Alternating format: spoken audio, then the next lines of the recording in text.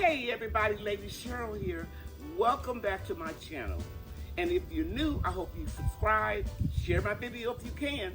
Help this 70-year-old gardener who's been doing this for about 40 years, since 2015 on YouTube, reach a lot of people. It's been raining a couple of days. You can see where I had my starts covered up with shade cloth. Yeah, but they look pretty good.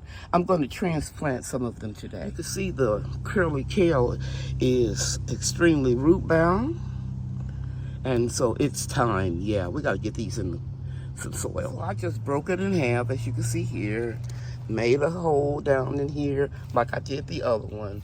And this pot should be able to accommodate these two plants. Soil is nice and wet because of the rain we got. Thank you, Jesus. We got rain on and off for 2 days, and there's a reduction in the temperature. Whew, it was a long, hot summer, baby. And I know summer isn't over, but for us, having temps over 107 degrees, and now it's down to 75 during the early morning hours, and then we'll have temperatures in the low 90s and upper 80s, and that's really good for us. I know that's still hot, but not for us. We're used to triple-digit temperatures. Okay, so we'll just let that be. My green stalks are looking wonderful. You can see the sweet potatoes are growing very well. Let me pan over here. Slips all the way from right here is all the way down to the ground.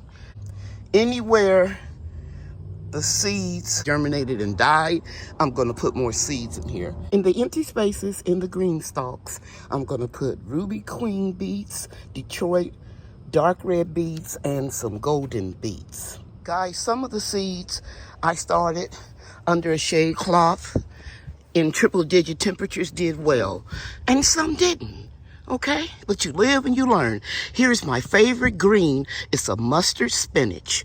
And over here, you can see these tomatoes did very well. These grow very well. I'm gonna plant me 2 more containers. Let me show you how big the container is. It's about 4 gallons. And over here, where I have compost,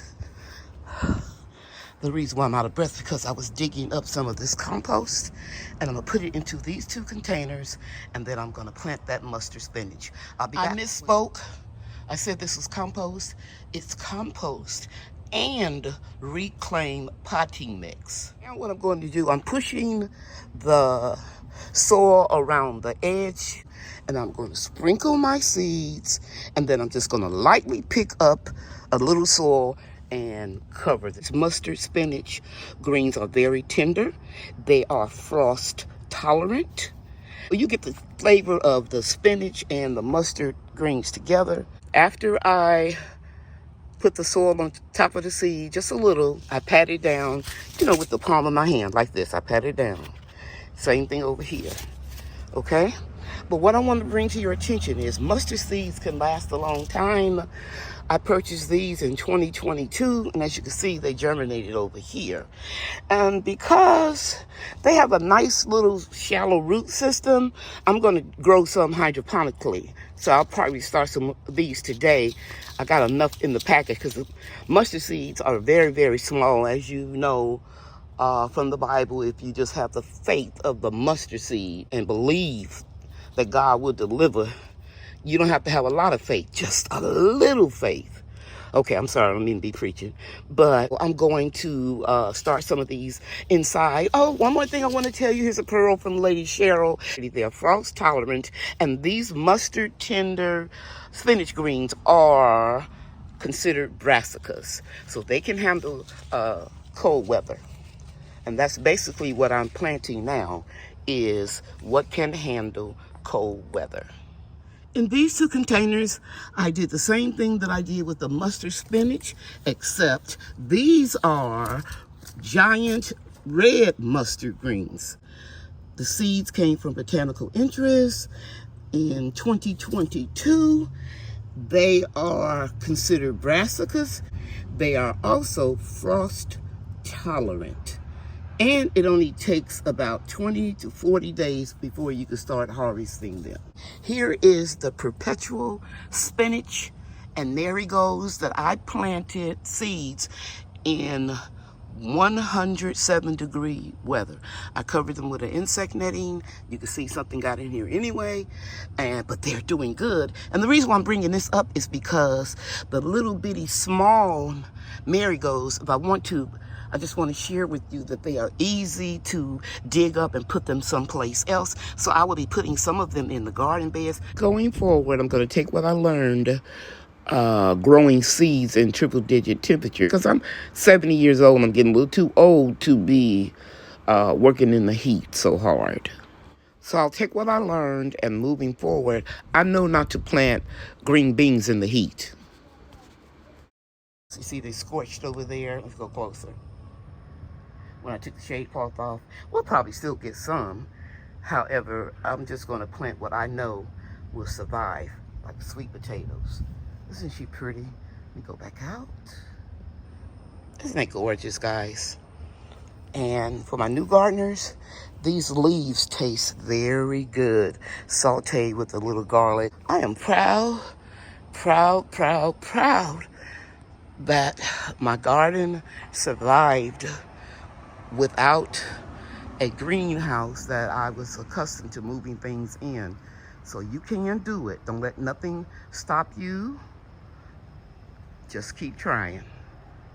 I caught one. I'm so happy. You can hardly see it because I'm holding the wings. See there? That's a cabbage moth. And I'm going to send him to cabbage moth heaven. Bye-bye. I transplanted all of the starts I grew up in my room under grow lights, and then I brought them out here to acclimate them. I've learned that I don't have to harden them off by putting them out 15 minutes, bringing them in 15 minutes, or increasing the time in increments of 15 minutes. I just learned that I could bring them out and put them on the shade cloth. And that's what I did. Some of them look really, really well. Some of them are still a little wimpy, like this one. But I think they'll make it, and what doesn't make it, I'll just put some more seeds in its place. That's the chance that you take when you're trying to push it. It was so hot down here. And let me say this to you, because I've been hearing people saying that they make mistakes. I don't think there's mistakes in gardening. I think they're learning lessons. You never know unless you try it. So I push the envelope intentionally, especially when I know I have a lot of seeds. And the soil, anything that I don't, that doesn't make it goes right back into the earth. So don't be afraid. Push the envelope a little bit. So I will water these just a little bit every day. I'm going to keep the shade cloth off of them. They have to fight. Just like, let me give you an example. Remember I told you that I had the beans over here and they got scorched? Well, we removed the bad leaves off of it that day, and now look at it. It's budding out. It's getting ready to put on some beans. These are bush beans. And I have a couple more containers that look the same way. They were scorched because it was too doggone hot, but they're fighting and they're recovering. In fact, let me go show you. We have beans over here. You can still see remnants of scorching leaves, but they don't look too bad. I'm gonna leave them on. And I have some over here. And you can see where the leaves were scorched, but look at them. They're putting on flowers for beans. So guys, don't be hard on yourself when you're pushing the envelope and you're trying something different. If it doesn't work out, you did not make a mistake. You learned something. Now, will I start these beans under a shade cloth when it's 107 degrees next year? No. I will wait a little bit until it's cooler. I will document my findings in my garden journal. And during the winter, when I'm dreaming about gardening, I will know, don't start them too late in the summer. To garden is to dream. To garden is to try different things. Hey, that rhymed. To garden is to dream. Gardening is trying different things. Hey everybody, it's Bria. I just want to show you what my grandmother uses in the garden to kill bugs. Okay, I think I've worked enough today. And I'm going to take it easy for the rest of the day. And as Bria told you, I'm going to put that diatomaceous earth to kill the bugs. I'll come back out since the temperature is much cooler, and I will apply some of that white powder on my leaves of my garden. And yeah, everything is looking good. I'm very, very happy with the progress of the winter garden this year. I appreciate your support. You know that I love you, and God loves you too. Thanks for watching, everybody. Bye now. What are you doing? I'm cutting cucumbers. And what are you cutting those cucumbers up for? For our salad. For today? Yes. All right. You are such a good helper. Thank you. Teach them while they're young, guys.